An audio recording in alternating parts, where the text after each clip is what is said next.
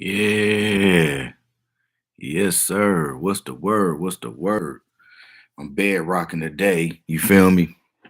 We bed rocking. We ain't gonna do the wrinkle white tee. We gonna bed rock it today, man. You know what I'm saying? Make sure I'm handsome as normal and shit. You feel me?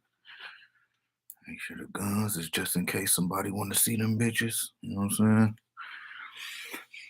What up with y'all, man? I want to kind of talk about today.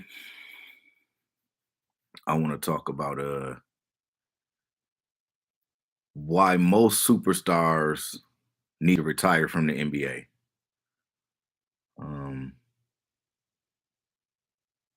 most superstars. I'm not gonna say all because it's a handful of them. I believe you know should stick around or have the right to stay. I'm gonna say had a right because that sounds kind of crazy, but had a right to stick around. But what I mean is that in light of the situation with Kevin Durant and Kyrie Irving, the Brooklyn Nets, all of these different players, and it's not just those two dudes, man. It's the Kawhi Leonards, it's the Anthony Davises, it's the despite the output that James Harden put out last season, it's about time for him to wrap it up too. I think I think the important thing, man, is restoring the dignity of the NBA. Now, I'm all with player power, player control, player flexibility, contract flexibility, all these different, things that help empower an NBA player. What I'm not with is the level of control that these players think they have. All right. It seems to me that these motherfuckers want to be hoopers, they want to be owners, they want to be part-time players. You got a motherfucker like Kawhi Leonard who ain't played in how many seasons? You got Kevin Durant who has played a total of 90 games in 3 seasons or something like that. It's something ridiculous. Kyrie Irving take personal days off because I don't know, him and his barber got into an argument or something. Like you got Ben Simmons with the audacity. Excuse me, you got Ben Simmons with the audacity to Ben Simmons got the audacity to sit out a season, which to me it stems back.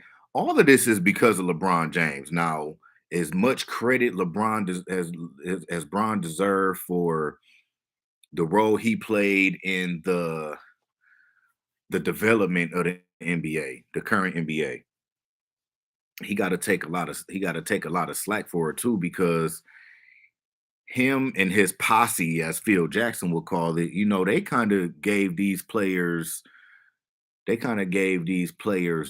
entitlement feeling, the feeling of, you should build around me. You should trade. How Kevin Durant gonna ask for a trade? Look, man, listen, man. How was Kevin Durant gonna ask for a trade? This motherfucker got 3, 4 years left on his contract. And you got the nerves to come to me as the owner and tell me you want to trade from my team. What? You want to trade from my team? Now listen, I don't necessarily blame Kevin Durant. I really don't. I don't blame Kevin Durant for wanting at the point where James Harden asked for a trade and you got Ben Simmons, Andre Drummond, and Seth Curry in return. I probably would have wanted out of there too. I honestly, I would have wanted out of there because you got to see the writing on the wall. All right. Now, I feel like Brooklyn was forced into that situation by James Harden.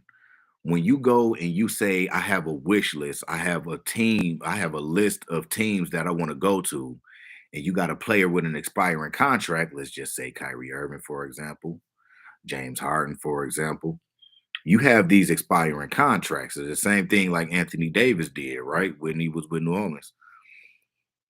To the point where you say, okay, listen, I want to trade. So as the owner or the team, they try to give you what it is that you want.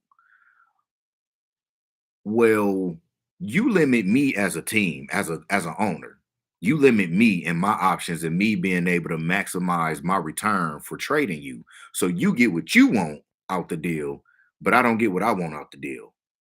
And as an owner, you got to imagine that a lot of like the league, I guarantee you, they are trying to figure out a way to take some of the power away from these players.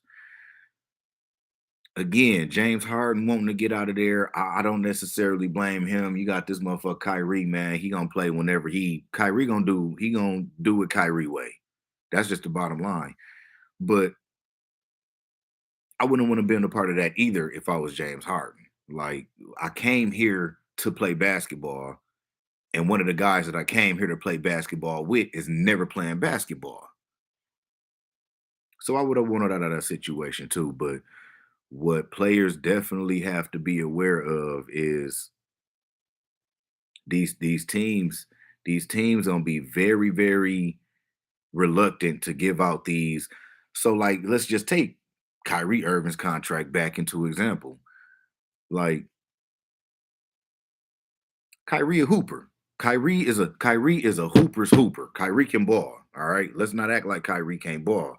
I think a Kyrie playing at least 65, 70 games throughout the season. I think we're looking at one of the top three guards in the NBA. And that's saying a lot because it's a lot of talent in the NBA right now. Well,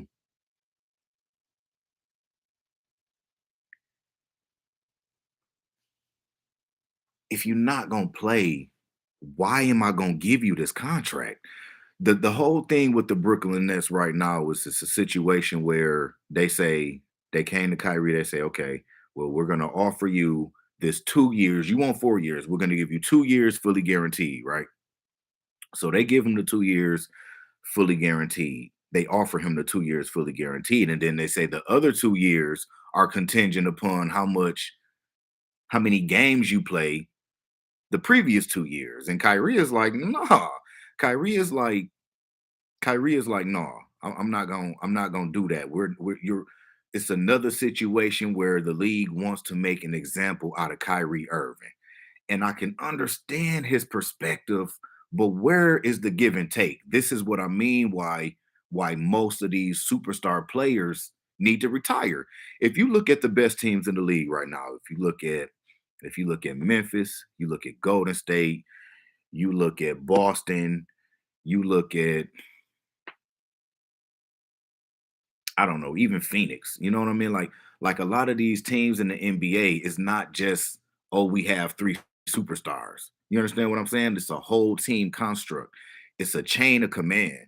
You got a good owner or general manager. You got a good head coach. You have players who all understand their role and their place in the organization. But when you come out here with the James Hardens and the Kyries and the Kevin Durant's and the LeBron Jameses and the Anthony Davises and the Kawhi Leonards, all these motherfuckers need to retire, in my opinion, man. Let's go on and get these old motherfuckers out the way. Let's start making room for these younger NBA players, the guys who really are hungry. A lot of these dudes not hungry no more, and I feel like that's part of the problem. You want the money, but you don't want the responsibility that come with the money. And this is what, man, this is what the old heads be talking about when they say that this new NBA is soft. Y'all motherfuckers getting paid 10 times what we used to get paid, and y'all play half the games. I'm all for the power. I really am, man. All the flexibility. You want to be the man, go ahead, be the man. But half of y'all don't deserve to be the man. Most of y'all don't deserve to be the man. And I think that's got to be a reason why. And I think that's I think that's got to be the reason why. Oh man, I think that's got to be the reason why Damian Lillard is staying over in Portland for real. Because uh, cool cash, you funny man. I think that's why half of the players want to, or I think that's why Damian Lillard want to stay because like Ye- maybe he is more realistic about what's going on than these other guys are. Like you can't expect to get $100 million, take up half of the cap space, and then I try to bring in these lower budget players to help you win, and you're not winning. We're not getting nowhere with that. So I don't know, man. That's just what I'm thinking with this whole little situation. A lot of these guys, like Cash say, man, we sick of the superstars. The superstars got to go. It's a handful of them that I'm willing to be okay with them being around. Uh, but they're not divas though. You know what I mean? Like somebody like Jason Tatum, Jalen Brown. Yeah, yeah. If they, I feel like if Dame Dip, his career is over too. How old is Dame? How old is Damian Lillard? How old is Damian Lillard? That's what I want to know. Because time is ticking on him, and I guess that's the problem with most of these dudes. If I'm Brooklyn, though, I'm not. There's no fucking way I'm trading Kevin Durant. I'm not doing it. I'm not trading Kevin Durant. I'm gonna do my best to bring Kyrie Irving back, but I'm not trading Kevin Durant. It's just not gonna happen. I mean, it's not because even if I trade Kyrie Irving, like whoever I trade, I'm not Dame 31. So Damian Lillard is 31. Time is ticking. The clock is ticking on these dudes, man. It's just not. It's no time for the stuff that these dudes is up to. There's no way that I'm finna pay you 40 million, $50 million to sit out 30 games, to sit out 40 games. And again, you taking up half of my cap space. I can't even really properly develop my team. A nigga like KD, I can't ship you off to a team where I'm gonna get the most back for what I'm looking for. I'm never gonna get. Oh, don't need to eat some sandwiches. Hey, KD, KD need milk with his sandwiches, man. Cause he another dude that's always, it's just always something. A lot of these dudes, they always hurt, man. I feel like, and this might be bold for me to say, but I feel like if you got 10 years in the league and you taking up 35, $40 million worth of cap space, it's time for you to go, man. You know, Luca don't get like that. Luca go out there and ball every chance he get. You know what I'm saying? Like it's just certain players that's going that's gonna make it do what it do, no matter what the situation, for real, for real. You know, so I don't know, man. It's just it's really it's starting to get a little, you know what I'm saying, starting to get a little out of hand, man. So I just really like to see. It's gonna be real interesting to see what the league do with these divas, because that's essentially what they are. Eating up cap. Yeah, yeah. Trash, moving out all they pieces. So like,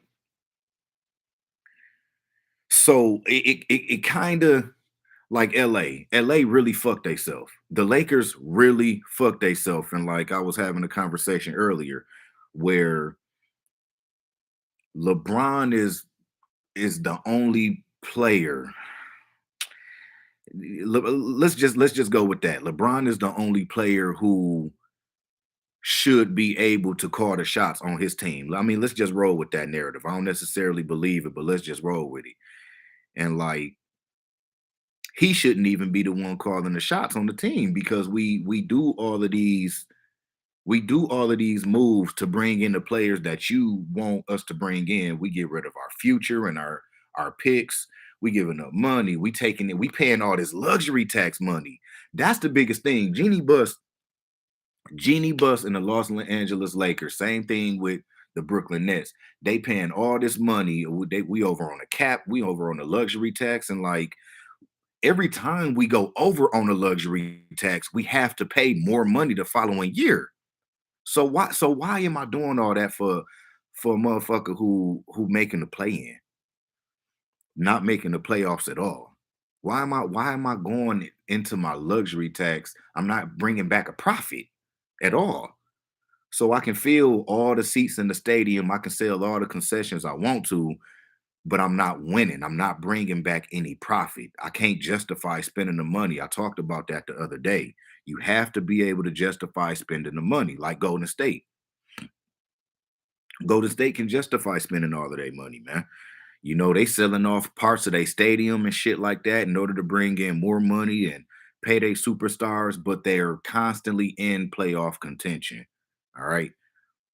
They in playoff contention. They in championship contention.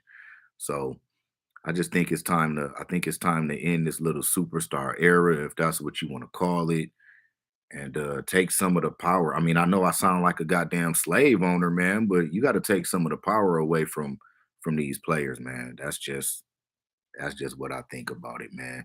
That's my 10 cents on it, man. I'll catch y'all next stream because I'll probably be right back with it. Peace.